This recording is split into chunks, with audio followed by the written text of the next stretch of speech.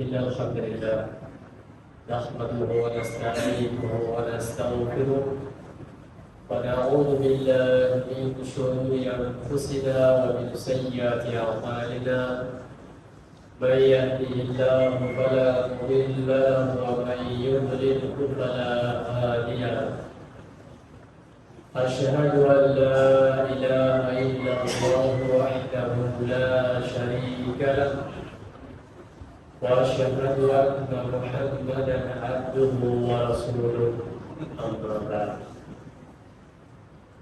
فإن خير الحديث كتاب الله خير الهدي هدي محمد صلى الله عليه وسلم وشر الأمور محدثاتها وكل محدثة بدعة وكل بدعة ضلالة وكل ضلالة في النار. أعوذ بالله من الشيطان الرجيم. بسم الله الرحمن الرحيم. يا أيها الناس اتقوا ربكم الذي خلقكم من نفس واحدة وخلق منها زوجها وبث منهما رجالا كثيرا ونساء واتقوا الله الذي تساءلون به والأرحام إن الله كان عليكم رقيبا. يا أيها الذين آمنوا اتقوا الله حق تقاته ولا تموتن إلا وأنتم مسلمون. يا أيها الذين آمنوا اتقوا الله وقولوا قولا سديدا يصلح لكم أعمالكم ويغفر لكم ذنوبكم ومن يطع الله ورسوله فقد فاز فوزا عظيما. وقال الله تعالى: لقد كان لكم في رسول الله أسوة حسنة. وقال النبي صلى الله عليه وسلم: الإيمان بضع وسبعون شعبة أفضلها قول لا إله إلا الله وأدناها إماطة الأذى عن الطريق. رواه البخاري. মহান আল্লাহ রাব্বুল আলামিনের নিমিত্তে যাবতীয় প্রশংসা, যিনি আমাদেরকে পবিত্র জুমার দিনে তার ঘরে একত্রিত করেছেন, এজন্য বলি আলহামদুলিল্লাহ। অতঃপর আমাদের শ্রেষ্ঠ নবী শ্রেষ্ঠ নেতা রাসূলুল্লাহ সাল্লাল্লাহু আলাইহি ওয়াসাল্লামের প্রতি আল্লাহ সুবহানাহু ওয়া তাআলার পক্ষ থেকে অসংখ্য দরুদ শান্তি বিবর্ষিত হোক। আল্লাহুম্মা সাল্লি আলাইহি ওয়া সাল্লাম। দ্বীন ইসলাম এর নীতি পদ্ধতি এবং ইসলামের যে কোনো আমল করার ক্ষেত্রে মুহাম্মদ সাল্লাল্লাহু আলাইহি ওয়াসাল্লামের আনুগত্য ভিত্তিক আমল করা প্রতিটা মুসলিমের জন্য অপরিহার্য। যদি কোনো মুসলিম ব্যক্তি শরীয়তের কোনো আমল করে এবং সে আমল রাসূলুল্লাহ সাল্লাল্লাহু আলাইহি ওয়াসাল্লামের নীতি আনুগতিক না হয়, তবে এই মর্মে আমরা অনেক শুনেছি বা জেনেছি যে সেই ব্যক্তির আমল বাতিল। যেহেতু রাসূলুল্লাহ সাল্লাল্লাহু আলাইহি ওয়াসাল্লামের আনুগত্য সেই আমলের মধ্যে হয়নি। আর ইসলামের যে কোনো আমল যদি কোনো ব্যক্তি মনে করে যে এটা আমার দ্বীনের একটা অংশ এবং সেই আমলের বিষয়ে কোরআন ও সুন্নাহ থেকে কোনো দলিল প্রমাণ না থাকে, তবে সেই আমলটা বিদআত বলে পরিগণিত হয়। আর প্রত্যেকটা বিদআত এমন নিকৃষ্ট কর্ম, এমন অনর্থক কর্ম, আল্লাহ সুবহানাহু ওয়া তাআলা এবং তার রাসূল সাল্লাল্লাহু আলাইহি ওয়াসাল্লামের দৃষ্টিতে এতই খারাপ কর্ম যে আল্লাহ তাআলা সেই আমলকে কবুল করবেন না। অর্থাৎ বিদআত যদি কোনো ব্যক্তি করে তার আমল আল্লাহ তাআলা কবুল করবেন না। এই জন্য যে বিদআত করার কারণে এই ব্যক্তি দ্বীন ইসলামের নীতিকে ছোট করেছে, বিদআত করার কারণে এই ব্যক্তি রাসূল সাল্লাল্লাহু আলাইহি ওয়াসাল্লামের নীতিকে ছোট করেছে, বিদআত করার কারণে এই ব্যক্তি রাসূল সাল্লাল্লাহু আলাইহি ওয়াসাল্লামের সাহাবাদের আদর্শকে ছোট করেছে। বিদআত এই ব্যক্তির আমল আল্লাহ সুবহানাহু ওয়া তাআলা কবুল করবেন না। এখন রাসূল সাল্লাল্লাহু আলাইহি ওয়াসাল্লামের সুন্নাহ ভিত্তিক আমল করা, এটা রাসূল সাল্লাল্লাহু আলাইহি ওয়াসাল্লামের সাহাবা রাদিয়াল্লাহু আনহু তারা আল্লাহ নবী সাল্লাল্লাহু আলাইহি ওয়াসাল্লামকে প্রত্যেকটা জায়গাতে প্রত্যেকটা ক্ষেত্রে অনুসরণ করেছেন এমন ভাবে যে আল্লাহ নবী সাল্লাল্লাহু আলাইহি ওয়াসাল্লাম তিনি যখন টয়লেটে যেতেন কোন পা আগে ফেলতেন এটাও সাহাবারা লক্ষ্য রাখতেন। কেন? ওই আমাদের করতে হবে। রাসূলুল্লাহ সাল্লাল্লাহু আলাইহি ওয়াসাল্লাম তিনি হাঁটতেন কিভাবে এটাও সাহাবারা লক্ষ্য রাখতেন। কিভাবে হাঁটতেন? তিনি যখন হাঁটতেন ধীরে ধীরে হাঁটতেন, সামনের দিকে ঝুঁকে হাঁটতেন। এই হাদিসগুলো সাহাবা রাদিয়াল্লাহু আনহু বর্ণনা করছেন। কেন? তারা লক্ষ্য করেছেন যে রাসূল সাল্লাল্লাহু আলাইহি ওয়াসাল্লাম হাঁটা চলা, এমনকি সাহাবারা বলছেন যে রাসূল সাল্লাল্লাহু আলাইহি ওয়াসাল্লাম যখন তিনি বক্তব্য পেশ করতেন তখন তার বাক্যগুলো ছিল কাটা কাটা। যদি কোনো ব্যক্তি মনে করতো যে তার কথাকে লিখে দিবেন তাহলে সেই ব্যক্তি লিখতে পারত। এটা হচ্ছে আল্লাহ নবী সাল্লাল্লাহু আলাইহি ওয়াসাল্লামের কথা বলার একটা ধরন পদ্ধতি। তাহলে সাহাবায়ে কেরাম রাদিয়াল্লাহু আনহুম এই সমস্ত বর্ণনা দিচ্ছেন কিভাবে?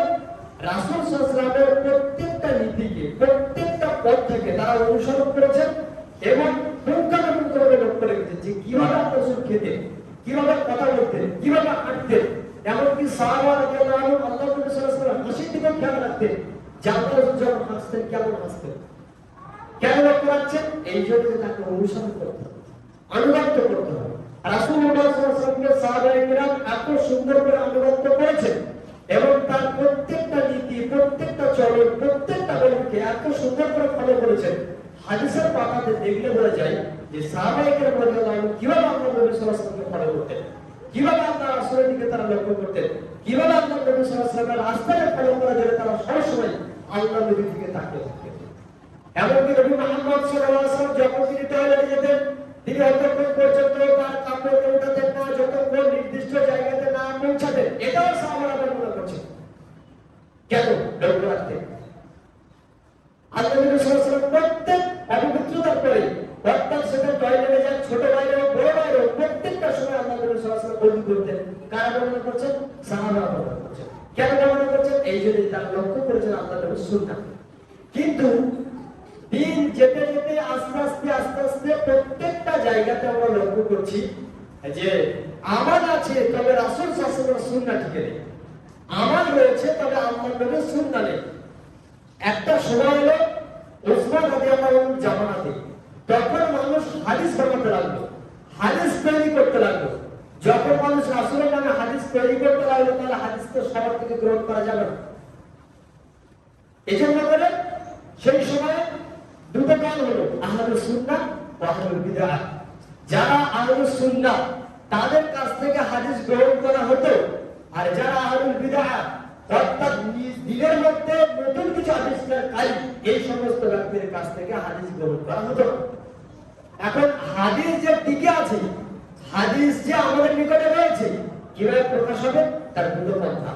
এক হলো হাদিসগুলোকে সংরক্ষণ করে মুখস্থ করা, কিতাবে সংরক্ষণ রাখা এবং অন্তরে মুখস্থ করে রাখা। আর দুই নম্বর হচ্ছে যে হাদিসগুলোকে আমাদের মাধ্যমে, জীবনের প্রতিফলনের মাধ্যমে এগুলোকে বাঁচিয়ে রাখা। তাহলে হাদিস দুনিয়াতে টিকে আছে দুটো পদ্ধতিতে। এক হচ্ছে কিতাব এবং ব্রেন, এই দুটো জায়গাতে সংরক্ষণ করে রাখা। আর দুই নম্বর হচ্ছে হাদিসগুলোর প্রতি সঠিকভাবে আমল করে জীবনে ওই হাদিসগুলোকে ধার্য করে রাখা, জীবনে হাদিসগুলোকে এমন ভাবে আমল করা যে কিয়ামত পর্যন্ত কোনো ব্যক্তি এটাকে হাদিস নয় এটা বলে উঠতে পারবে, এটা উঠতে পারবে। এই কাজ হচ্ছে দুই শ্রেণীর মানুষের। এক হচ্ছে যারা মুহাদ্দিসিনে কিরাম, তারা সদা সর্বদা যুগের পর যুগ হাদিসকে সংরক্ষণ করেছে বিদেশীদের কাছ থেকে, মুশরিকদের কাছ থেকে, বিদেশীদের কাছ থেকে, যে আল্লাহ নবী সাল্লাল্লাহু আলাইহি ওয়াসাল্লাম হাদিসকে নিয়ে তারা যেন খেলতামাশার ছলে পৃথিবী থেকে বিলীন করে রাখতে পারে। তাহলে এর জন্য যথেষ্ট চেষ্টা করতে হয়েছে। দুই নম্বর এক শ্রেণীর ব্যক্তি যারা দিনদার, যারা দিনকে মহব্বত করে, যারা রাসূল সাল্লাল্লাহু আলাইহি ওয়াসাল্লামকে মহব্বত করে, যারা আল্লাহ সুবহানাহু ওয়া তাআলার দ্বীনকে পরিপূর্ণভাবে মানতে চায়, সেই ব্যক্তিরা এই সমস্ত হাদিসগুলোকে আমলের মাধ্যমে নিজেদের জীবনে বাস্তবায়নের মাধ্যমে জীবিত রেখেছে। এখন হাদিসকে হাদিসের মাধ্যমে, হাদিসকে হাদিসের মতো করে আমল করা, এইভাবে জীবিত রাখা পৃথিবীতে কোন বিদাতি এবং কোন মুশরিককে দিয়ে সম্ভব নয়, সম্ভব নয়। তাহলে কারা? তারা হচ্ছে মুহাদ্দিসিনে কিরাম, যারা যুগের পর যুগ রাসূল সাল্লাল্লাহু আলাইহি ওয়াসাল্লামের হাদিসকে জীবনে ধার্য করেছে এবং হাদিসের প্রতি আমল করে গেছে। এই সমস্ত ব্যক্তিদেরকে বলা হচ্ছে আহলুল হাদিস। আহলুল হাদিস পিঠে ছাপ্পা মারার কোনো বিষয় নয়, আহলুল হাদিস মুখে দাবি করার কোনো বিষয় নয়। কিয়ামত পর্যন্ত যারা এইভাবে হাদিসকে নিজেদের আমলের মাধ্যমে জীবিত রাখে তাদেরকে বলা হয় আহলুল হাদিস। এখন যদি আপনি নিজের মুখে শুধুমাত্র দাবি করেন যে আমি আহলুল হাদিস, অথচ আপনার জিন্দেগি দিয়ে সুন্নাহর কোনো আমল নেই, হাদিসের কোনো আমল পাওয়া যায়নি, এবং হাদিস আপনাকে জিজ্ঞেস করলে হাদিস আপনার থেকে কেউ জানতে পারে না, বুঝতে পারলে আপনি নামধারী আহলুল হাদিস। তাহলে আহলুল হাদিস বলা হয় দুই শ্রেণীর মানুষকে। এক হচ্ছে যারা মুহাদ্দিস, যারা হাদিসগুলোকে সংরক্ষণ করে রেখেছে যুগের পর যুগ। আল্লাহর নবী সাল্লাল্লাহু আলাইহি ওয়াসাল্লাম হাদিস যেন কোনো মানুষ দুনিয়া থেকে নিশ্চিত পর্যন্ত না পারে, এই ব্যক্তিদেরকে বলে আহলুল হাদিস। আর দুই নম্বর হচ্ছে যারা তাদের জীবনের সদা সর্বদা কোরআন এবং সুন্নাহকে ফলো করে জীবন অতিবাহিত করে, এই ব্যক্তিরা হলো আহলুল হাদিস। এখন থেকে গেল আহলুল বিদআহ আর আহলুল মুশরিক।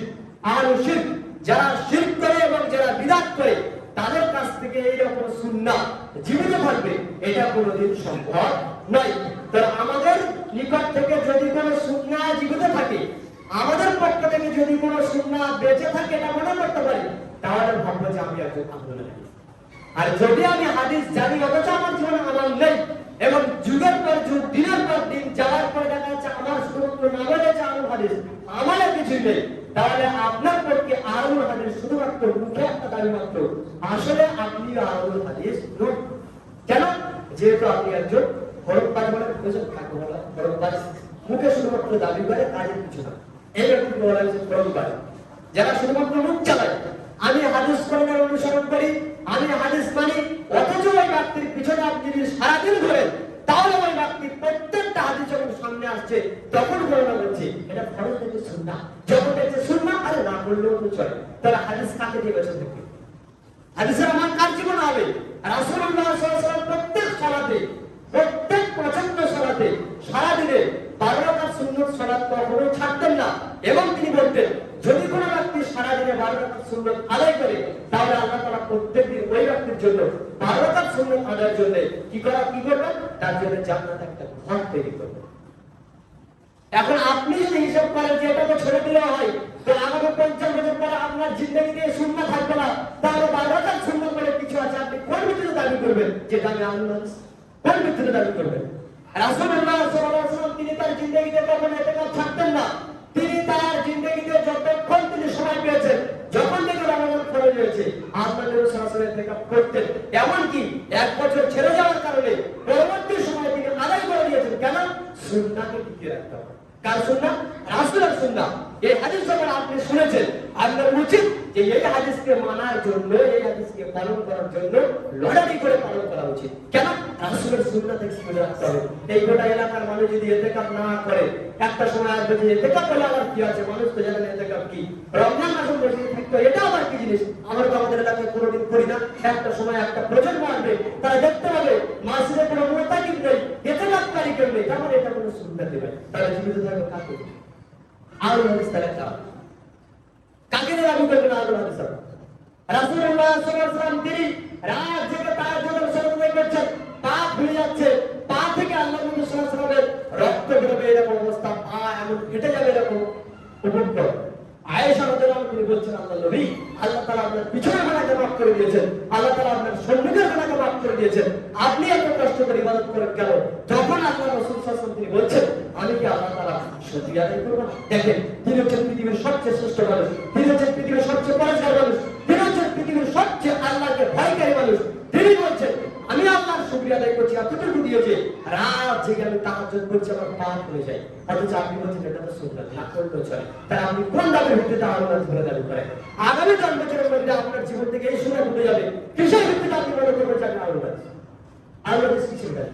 রাসূলের সুন্নাহকে যারা জীবিত রেখেছে নিজের জিন্দেগিতে, তারাই তো আহলুল হাদিস। তো এতটুকু কষ্ট করতে পারবে না পাখার তলায় দাঁড়িয়ে, এতটুকু কষ্ট করতে পারবে না ছায়াতে দাঁড়িয়ে, এতটুকু কষ্ট করতে পারবে না এত সুন্দর জীবনযাপন করে, তো কবে আবার আমরা সুন্নাহকে জীবিত করবো? কবে?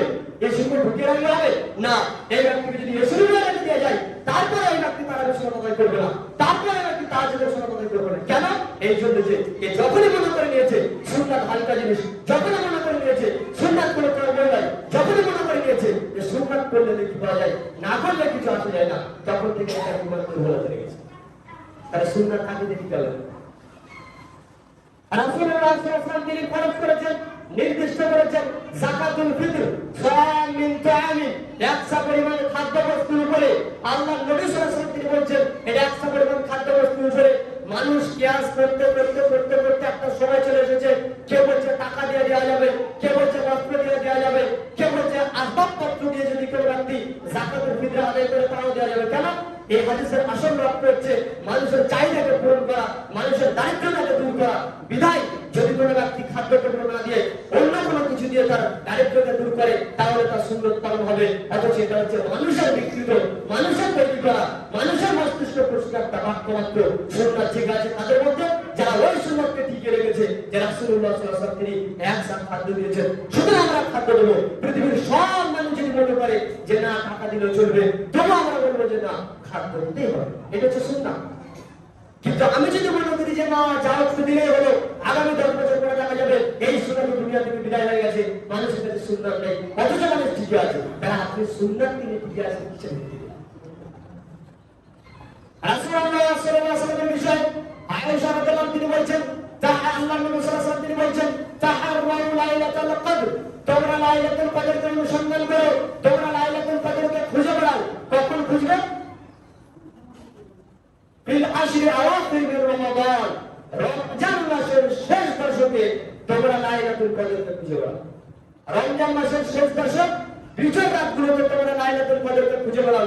আল্লাহর নবী সাল্লাল্লাহু আলাইহি ওয়াসাল্লাম ডাক করেছে তাহাররাউ লাইলাতুল কদর ফিল আশরি আওয়াখির মিন রমাদান, রমজান মাসের শেষ দশকে লাইলাতুল কদরকে তোমরা অনুসন্ধান করো বিজয় রাতগুলোতে। তাহলে বিজয় রাত লাইলাতুল কদরের শেষ দশক বলতে আসে 21 রাত, 23 রাত, 25 রাত, 27 রাত, 29 রাত, এই রাতগুলো হচ্ছে বিজয় রাত। এরপরে দেখা যাচ্ছে এক শ্রেণীর মানুষ এটাকে গ্রহণ করেছে 27 রাত হলো লাইলাতুল কদর। এদেরকে কেমন যাবে যে নবী সাল্লাল্লাহু আলাইহি ওয়াসাল্লাম হাদিস বলেননি? তাহলে হাদিস কার মধ্যে টিকে আছে? সুন্নাহ আমল কার মধ্যে টিকে আছে? কারা সুন্নাতকে দাম দেয়, কারা সুন্নাতের মর্যাদা দেয়? যদি তোমার ব্যক্তি বলে যে এই রাতে শুধুমাত্র 27 রাতকে ধরতে হবে, তাহলে সেই ব্যক্তি যে আকীদা, যে বিশ্বাস দিয়ে এই রাতকে মর্যাদা দিয়েছে, নিশ্চিত এটা বিদআত হবে। কেন? আল্লাহর নবী সাল্লাল্লাহু আলাইহি ওয়াসাল্লাম আলাদা করে খাস করে 27 রাতকে বলেন যে এটাই লাইলাতুল কদর। তবে আল্লাহর নবী কিছু আলামত দিয়ে গেলেন, কিছু বৈশিষ্ট্য দিয়ে গেলেন, কিছু পূর্বাভাস দিয়ে গেলেন যে এই যদি ঘটে এই রাত্রিতে তাহলে তোমরা বুঝবে যে লাইলাতুল কদর। তাহলে এখন আপনি শুধুমাত্র আলামত দেখে যদি মনে করেন যে আজকে লাইলাতুল কদর নয়, তাহলে আজকে জাগতে হবে না, 21 রাত 21 রাত থাক, 25 রাত জাগবো, 25 রাত থাক, 27 জাগবো, তারপর দেখবেন আপনি 15 রাতে জাগলেন। আল্লাহর নবী সাল্লাল্লাহু আলাইহি ওয়াসাল্লাম একদিকে তাহাজ্জুদ করছেন, তারাবির সালাত আদায় করছেন এইভাবে। আর দ্বিতীয় নম্বর হচ্ছে আল্লাহর নবী সাল্লাল্লাহু আলাইহি ওয়াসাল্লাম খাস করে নিজে লাইলাতুল কদরে জাগতেন আর স্ত্রীদেরকে জাগাতেন, পরিবারকে জাগাতেন।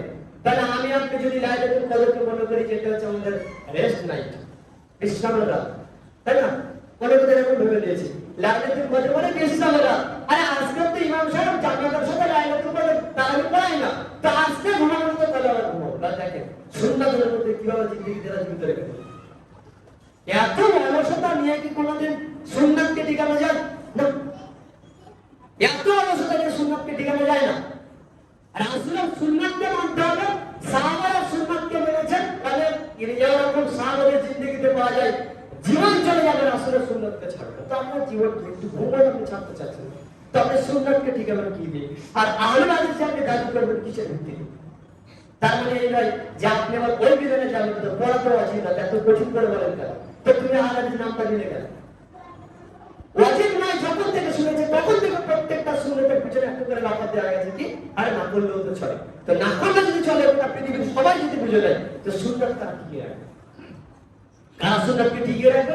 এই জন্য বলছে একদিকে বিদাতিরা যাবে, বিদাতের দিকে ছুটে বেড়াচ্ছে সুন্নাতকে ছেড়ে দিয়ে, আর আমারও সেই রকম সুন্নাতকে ছেড়ে দিয়ে নিজের প্রবৃত্তি অনুসরণ করার দিকে ছুটে বেড়াচ্ছে। প্রবৃত্তি যা চায়, মন যা চায়, ওই যে বলা হয়েছে না করলেও চলে, ওরা বলছে যে এটা তো সুন্নাত, আরে এটাও তো করলেও চলে, 27 মানলেও তো চলে।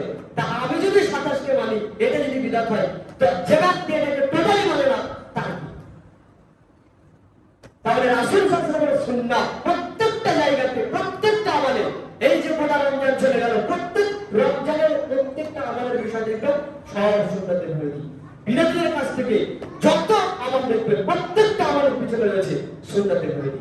রাসূল সাল্লাল্লাহু আলাইহি ওয়াসাল্লাম বলেছেন, তোমরা সাহারি করো বেটি, সাহারি করছো তাড়াতাড়ি। আল্লাহ রাসূল বলেছেন, তোমরা ইফতার করো তাড়াতাড়ি, বা ইফতার করছো বেটি। নবী সাল্লাল্লাহু আলাইহি ওয়াসাল্লাম তিনি আযানের মাধ্যমে মানুষকে জাগাতে বলছেন, এরা মাইকিং করে মানুষকে জাগাচ্ছে। মানে প্রত্যেকটা জায়গাতে রাসূল সাল্লাল্লাহু আলাইহি ওয়াসাল্লাম সুন্নাহ যেখানে আছে ঠিক সেখানে বিদআতকে যুক্ত করে দিয়েছে। তো দিন খারাপ হবে এই নবীতে রাসূল সাল্লাল্লাহু আলাইহি ওয়াসাল্লাম সুন্নাহকে সকলেই এভাবে তুচ্ছ করে ঢাকা দিতে চায়। কেউ প্রবৃত্তিদের সুন্নাহকে ঢাকা দেয়, আর কেউ বিদআতের সুন্নাহকে ঢাকা দেয়, কেউ শিরকের সুন্নাহকে ঢাকা দেয়। তারা সুন্নাহকে জীবিত রাখে না।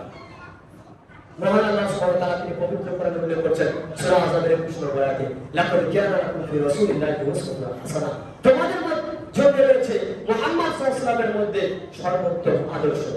পৃথিবীতে কোন ব্যক্তি যদি আদর্শ খুঁজতে চায় তার জন্য একটাই আদর্শ হচ্ছে গ্রহণযোগ্য, যিনি হচ্ছেন মুহাম্মদ সাল্লাল্লাহু আলাইহি ওয়াসাল্লাম, তার আদর্শ। যে কোনো ক্ষেত্রে ভালো মানুষ হতে চান, মুহাম্মদ সাল্লাল্লাহু আলাইহি ওয়াসাল্লামের উপর ভালো মানুষ নেই। ফরেজগার হতে চান, আল্লাহর উপর কোনো ফরেজগার ব্যক্তি নেই। ভালো স্বামী হতে চান, রাসূল সাল্লাল্লাহু আলাইহি ওয়াসাল্লামের চেয়ে কোনো উত্তম ব্যক্তি এরকম নেই যে তার স্ত্রী নিকটে সবচেয়ে উত্তম হয়। যে কোনো জায়গাতে নেতা হতে চান, ন্যায়পরায়ণ নেতা, মুহাম্মদ সাল্লাল্লাহু আলাইহি ওয়াসাল্লামের উপরে কোনো বাদশা কোনো নেতা নেই। সত্যবাদী হতে চান, রাসূলের উপর কোনো সত্যবাদী নেই। আমানতদার হতে চান, রাসূলের উপর কোনো আমানতদার ব্যক্তি নেই। প্রত্যেকটা ক্ষেত্রে আল্লাহর নবী সাল্লাল্লাহু আলাইহি ওয়াসাল্লাম গোটা পৃথিবীর জন্য নমুনা। তাহলে আমরা মুসলিম, আমরা আল্লাহর নবীকে স্বীকার করেছি রাসূল বলে। দ্বিতীয় নম্বর আমরা এই মর্মে অঙ্গীকারবদ্ধ যে পৃথিবীর মানুষ যদি বিরাট যে পৃথিবী ছেড়ে দেয়, আমরা সুন্নাহ দিয়ে চাইবো।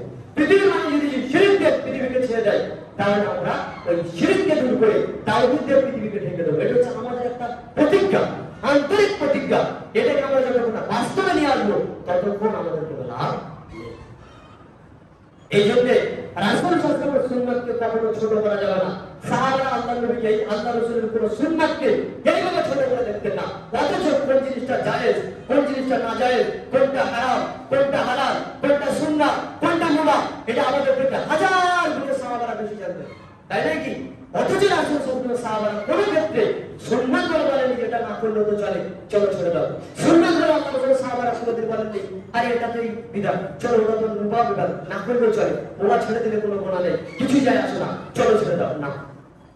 এইভাবে যদি সাহাবারা দিনটাকে মানতেন তাহলে একটা সময় দেখা যেত কিছুই থাকতো না, রাসূলের কোনো আদর্শের দিকে থাকতো না। তাহলে আদর্শ কিছুর উপরে টিকে আছে, আনুগত্যের উপরে টিকে আছে। আজকের আমাদের ওই আনুগত্যের উপরে যদি আমরা ফিরে না যাই, শুধুমাত্র মুখে দাঁড়িয়ে থেকে যাবে। আগামী 10 বছরে, আগামী 20 বছরের মধ্যে দেখা যাবে যে শুধুমাত্র মুখে রয়ে গেছে, আমাদের কিছু নেই। কেন হয়েছে? আমার না করে করে করে করে ইমানটা এমন দুর্বল জায়গায় পৌঁছে গেছে, শয়তান এমন আমাকে বসিয়ে দিয়েছে ইমানের দিক থেকে যে আমি আর উঠতেই পারছি না। অথচ রাসূলুল্লাহ সাল্লাল্লাহু আলাইহি ওয়াসাল্লাম বলেছেন, আল ঈমানু বিদ'উন ওয়া সাবউনা শুবা। ঈমান হচ্ছে এমন যা 70টা শাখা প্রশাখা বিশিষ্ট। ঈমানের 70 অধিক শাখা প্রশাখা রয়েছে। আফদালুহা কাউলু লা ইলাহা ইল্লাল্লাহ, যার সবচেয়ে উত্তম বাক্য হলো লা ইলাহা ইল্লাল্লাহ। এটা হচ্ছে ঈমান ধারণ করা প্রথম বাক্য, সর্বোত্তম বাক্য। ওয়া আদনাহা ইমাতাতুল আযা আনিত তারিক, এবং সবচেয়ে ঈমানের নিম্ন শাখা হলো রাস্তা থেকে কোনো কষ্টদায়ক বস্তুকে উঠিয়ে দেয়া, সরিয়ে দেয়া, তুলে দেয়া, ফেলে দেয়া। এটা হচ্ছে ঈমানের সর্বশেষ শাখা। তার প্রথম কি? কাউলু লা ইলাহা ইল্লাল্লাহ, এই বাক্য বলা যে আল্লাহ ছাড়া কোনো সত্য মাবুদ নেই। এটা হচ্ছে প্রথম সর্বোত্তম বাক্য। শেষ কি? ঈমানের শাখা। শেষ কি? রাস্তা থেকে কোনো কষ্টদায়ক বস্তুকে হটিয়ে দেয়া। তাহলে দুটো প্রমাণ হলো এটা হচ্ছে ঈমান, যেটা আমল দ্বারা প্রকাশ পায়। মধ্যে কত রয়েছে? মধ্যে যেগুলো রয়েছে প্রত্যেকটা কর্ম হচ্ছে আমল ভিত্তিক। অর্থাৎ আপনার ঈমান তত বৃদ্ধি পাবে যত আপনার আমালি জগতে আপনি এগিয়ে আছেন। ঈমান এবং আমালের সম্পর্ক একেবারেই জড়িত। একটা যখন কমে আসবে, ঈমান শিওর কমবে। যার ঈমান যত দুর্বল হবে তার আমল তত কম হবে, যার আমল যত কম বুঝতে হবে তার ঈমান তত দুর্বল। কেন? ঈমান তাকে ফেলে নিয়ে যাবে আমল পিছিয়ে, আর ঈমান তাকে পিছিয়ে দেবে আমল ছাড়ার কারণে। কাজে আপনি কতটুকু সুন্নাহ ভিত্তিক আমল করছেন, আপনি সারাদিনে কতটুকু শরিয়ত ভিত্তিক আমল করছেন, এটা আপনার ঈমানের পরিচয়, ঈমানের পরিপ্রকাশ। আমি কত বড় ফরজগার, আমি কত বড় দিনদার, আমি কত আল্লাহওয়ালা, এটা কি প্রমাণ করবে? এটা প্রমাণ করবে আমার আনুগত্য, আমার আমল। রাসূলুল্লাহ সাল্লাল্লাহু আলাইহি ওয়াসাল্লাম তিনি বলেছেন, লাউলা আন আশুক্কা আলা উম্মতি লা আমারতুহুম বিসওয়াক ইনদা কুল্লি সালাতিন ওয়া ফি রিওয়ায়াতিন ইনদা কুল্লি ওযুই। সেই মুসলিমের মধ্যে উল্লেখ করা হয়েছে আল্লাহ রাসূল সাল্লাল্লাহু আলাইহি ওয়াসাল্লাম বলেছেন, আমি আমার উম্মতের উপরে যদি কষ্ট মনে না করতাম তাহলে আমি আমার উম্মতের উপরে জরুরি করে দিতাম, বাধ্যতামূলক করে দিতাম প্রত্যেক সালাতের জন্য মেসওয়াক করা, প্রত্যেক ওযুর সময় মেসওয়াক করা। কি এই হাদিস কি মনে আছে না? কবে হয়ে গেছে? কেন আমার নেই? প্রত্যেকটা মুসলিমের পকেটে, প্রত্যেকটা মুসলিমের কাছে সদা সর্বদা মেসওয়াক থাকবে। কেন? এই যে আল্লাহ রাসূল বলেছেন, লাউলা আন আশুক্কা আলা উম্মতি, যদি আমি আমার উম্মতের উপরে কষ্ট না করতাম যে তাদের প্রত্যেক সালাতে মেসওয়াক করতে কষ্ট হয়, তাদের উপর বাধ্যতামূলক করে দিতাম। মানে বুঝতে পারছেন কত কঠিন সুন্নাহ। অথচ এই সুন্নাহ আমরা ভুলে গেছি। কেন? আমার নেই। কারা আমল করবে? আমাদেরকে দিয়ে আমল করতে হবে। টিকিয়ে রাখবে কারা? আমরাই টিকিয়ে রাখবো। এই জন্য যেটা আসলে সুন্নাত বলে প্রমাণ হয়েছে সেটাকে আমরা করব। এটা হচ্ছে রাসূল সাল্লাল্লাহু আলাইহি ওয়াসাল্লাম এবং শরীয়তের আসল উদ্দেশ্য। কাজে আমরা যারা কোরআন এবং সুন্নাহ মানি বলে দাবিদার, আমাদেরকে মুখের দাবি থেকে আমাদের জগতে এগিয়ে থাকাটা বাধ্যতামূলক। আল্লাহ সুবহানাহু ওয়া তাআলা আমাদেরকে এই মর্মে সুন্নাত প্রদান করুন। আলহামদুলিল্লাহি রাব্বিল আলামিন ওয়াসসালাতু ওয়াসসালামু আলা রাসূলিহি ওয়া আলা আলিহি ওয়া সাহবিহি আজমাইন। আম্মা বা'দ। সহিহুল জামের মধ্যে একটা হাদিস উল্লেখ করা হয়েছে, 2234 নম্বর হাদিস। আল্লাহর নবী সাল্লাল্লাহু আলাইহি ওয়াসাল্লাম বলেছেন, ইন্না মিন ওয়ারাইকুম জামানুন সাবরি, নিশ্চিত তোমাদের সামনে একটা সময় আসছে, ধৈর্যের সময়।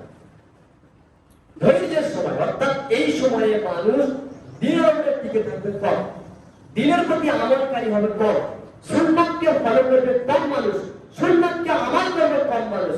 লিল মুতামাসসিকি, এই সময় আল্লাহ রাসূল বলেছেন, যারা সুন্নাতকে আঁকড়ে ধরে থাকবে, যারা দিনের আমলকে আঁকড়ে ধরে থাকবে, তাদের জন্য ফায়দা রয়েছে। আজরু 50 শাহীদাম মিনকুম, সাহাবাদেরকে বলছেন, তোমাদের মধ্যে যদি কোনো ব্যক্তি আল্লাহর রাস্তায় শহীদ হয়ে যায়, এই রকম শহীদ 50 জন ব্যক্তি শহীদ হয়েছে, ওই রকম ব্যক্তি নেকি পাবে, ওই রকম সমতুল্য মর্যাদার অধিকারী হবে যে ব্যক্তি ওই যুগে একটা সুন্নাতকে আঁকড়ে ধরে। মর্যাদা বুঝতে পারছেন? রাসূলের যুগে সাহাবারা যদি কোনো সাহাবা 50 জন আল্লাহর রাস্তায় শহীদ হয়ে যায়, এই 50 জন শহীদের যে মর্যাদা, আজকের যুগে যদি কোনো ব্যক্তি সুন্নাতকে আঁকড়ে ধরে, ওই মর্যাদা পাবে। সুবহানাল্লাহ বলছেন, মানে ঘুমোচ্ছে মাথায় বসে না। রাসূলের যুগে সাহাবারা যদি কেউ 50 জন শহীদ হয়, 50 জন সাহাবা শহীদের যে মর্যাদা, যদি কোনো ব্যক্তি সুন্নাত ছাড়ার যুগে, বিদআতের যুগে, শিরকের যুগে দিনকে শক্ত করে কঠিন করে ধরে রাখে, তাহলে ওই ব্যক্তির ওই মর্যাদা পাওয়া যাবে। তাহলে হাদিসটা কত গুরুত্বপূর্ণ হাদিস, কত গুরুত্বপূর্ণ হাদিস। আল্লাহ রাসূল কেন বললেন? একটা সময় আসবে যে মানুষ সুন্নাত ছাড়বে। এবার একটা হাদিস আপনাকে শোনাই যে সুন্নাত সাহাবারা বিচার করে আমল করতেন কিনা। আব্দুল্লাহ ইবনে উমর রাদিয়াল্লাহু আনহু তিনি বলছেন, قال رسول الله صلى الله عليه وسلم, আল্লাহর নবী সাল্লাল্লাহু আলাইহি ওয়াসাল্লাম তিনি বলেছেন, লা তামনাউ নিসাআকুমুল মাসাজিদ ইযা ইসতাযান্নাকুম ইলাইহা, যদি কোনো মহিলা মসজিদের সালাত আদায়ের জন্য তোমাদের নিকটে অনুমতি চায়। দেখেন কিরকম হাদিস। মেয়েরা বাড়ির বাইরে বেরোবে কথা নয়, মসজিদে নামাজ পড়তে আসবে, স্বামীর নিকটে অনুমতি চাচ্ছে, বাজারে যাওয়ার জন্য না, মসজিদে নামাজ পড়তে আসার জন্য অনুমতি চাচ্ছে। আমি কি মসজিদে নামাজ পড়তে যেতে পারি? এটা আল্লাহ রাসূলের যুগের অবস্থা, মহিলাদের বাইরে বেরোনোর অবস্থা। আমাদের স্ত্রী তো ঢাকা রাস্তায় সংসার করছে, সকাল কি আর বিকেল কি বাজারে যায় আর আসে, যায় আর আসে, জিজ্ঞাসা করলো খবরই নেই। অথচ হাদিস বলছে কি, আল্লাহ নবী বলছেন, তোমাদের নিকটে যদি কোনো মহিলা মসজিদের সালাত আদায়ের জন্য তোমাদের নিকটে অনুমতি চাই, যে আমরা মসজিদে জামাতের সঙ্গে সালাত আদায় করব, এটা যদি অনুমতি চাই, ফালা তামনাউ, তোমরা তাদেরকে মানা করো না, নিষেধ করো না, বাধা দিও না। ফাকালা বেলাল, যখন বেলাল, ওই আযানদাতা বেলাল না, আব্দুল্লাহ বিন উমরের পুত্র বেলাল, উনি বলছেন, ওয়াল্লাহি লানামনাহু, আল্লাহর কসম করে বলছি আমি অবশ্যই অবশ্যই মানা করব, নিষেধ করব। ফাআকবালা আলাইহি উমর, আব্দুল্লাহ বিন উমর তখন ছেলের দিকে তেড়ে গেল, নিজের ছেলের দিকে তেড়ে গেলেন। ফাসাব্বাহু সাব্বান সাকিয়া, খুব কঠিন ভাষায় তাকে ভৎসনা করলেন, গালাগালি করলেন।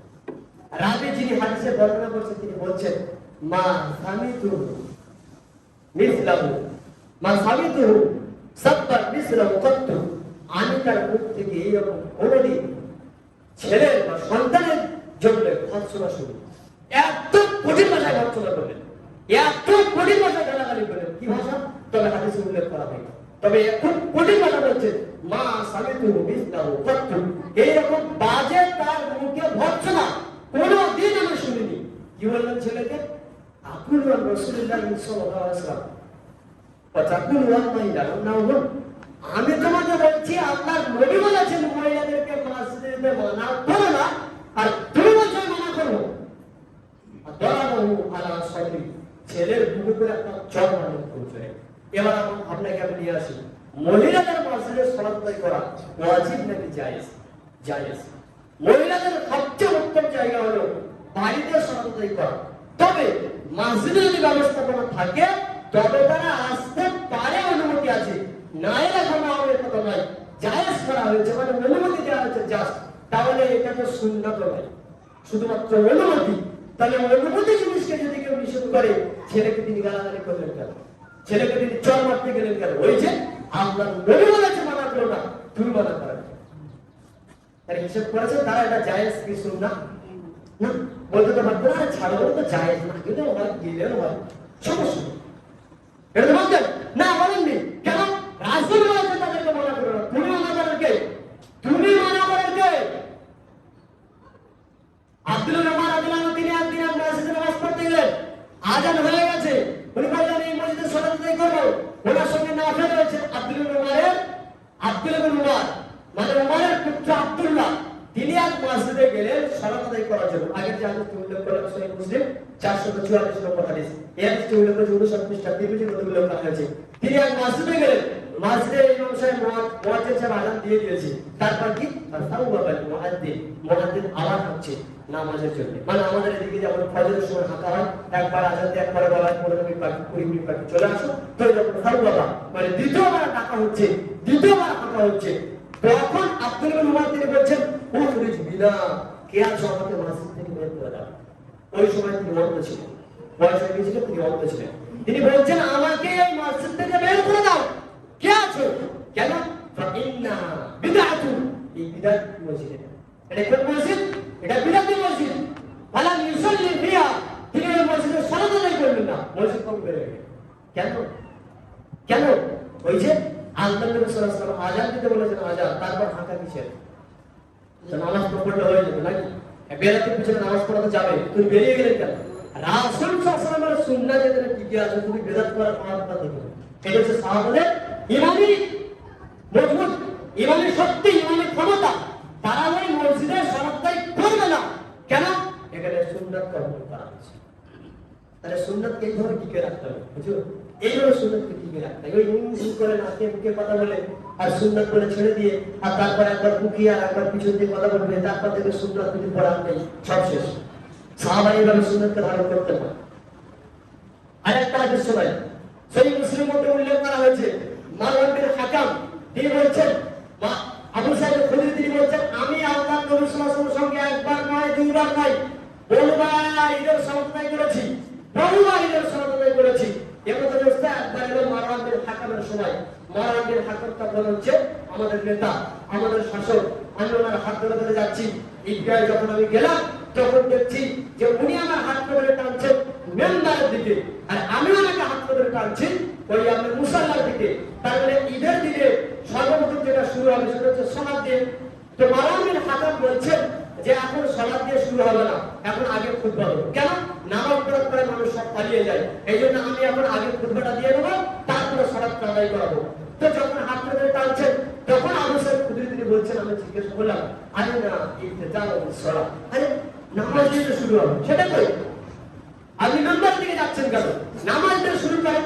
তখন আবু সাঈদ খুদরিকে মারওয়ান বিন হাকাম বলছে, না এটা না, এটা তো তুই কেন তাহলে তুমি যেটা জানতে যে আগে সালাত আদায় করাতে হবে, ওটা এখন বাতিল হয়ে গেছে, আগে এখন খুতবা হবে। তখন আবু সাঈদ খুদরি বলছেন, কেননা কখনো না। ওয়াল্লাযী নাফসি বিয়াদিহি, সেই সত্তার কসম করে বলছি যার হাতে আমার প্রাণ রয়েছে, যার হাতে আমার প্রাণ রয়েছে, মা তা'তুনা বিখাইরিন ফালাকা মিরার। তিনি তিনবার বললেন, আমি যা জানি আমার জানা মতে সুন্নাত হলো প্রথমে সালাত আদায় করা, তারপরে খুতবা প্রদান করা। সুতরাং আপনি যেটা শুরু করেছেন, আগে খুতবা তারপরে সালাত, এর মধ্যে কোনো প্রকার কল্যাণ নেই। তারপরে তিনি করলেন, তিনি ওখান থেকে চলে গেলেন, ঈদগাহ থেকে চলে গেলেন। কিসের জন্য? ওই যে ইমাম সাহেব হাতে বক্তব্য শুরু করেছে। কি এগুলো? সুন্নাত। তো সাহাবায়ে কেরাম সুন্নাতকে এভাবে টিকে রেখেছেন জিন্দেগিতে, আর আমাদের সুন্নাতের চিন্তাধারা আলাদা, অন্যরকম। কাজে আমাদের প্রত্যেকের উচিত সাহাবায়ে কেরাম যেভাবে সুন্নাতকে ধরে রাখতেন, আমাদেরকে ওইভাবে সুন্নাতকে ধরে রাখতে হবে।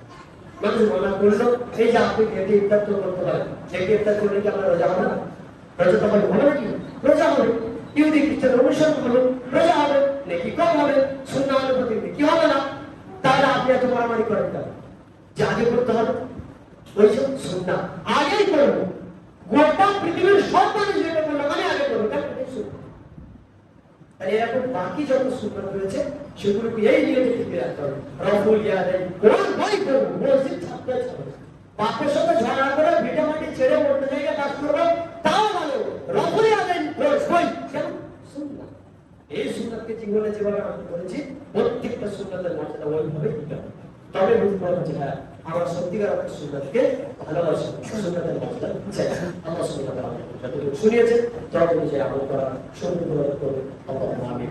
সুবহানাল্লাহি ওয়া বিহামদিহি, আশহাদু আল্লা ইলাহা ইল্লা আনতা।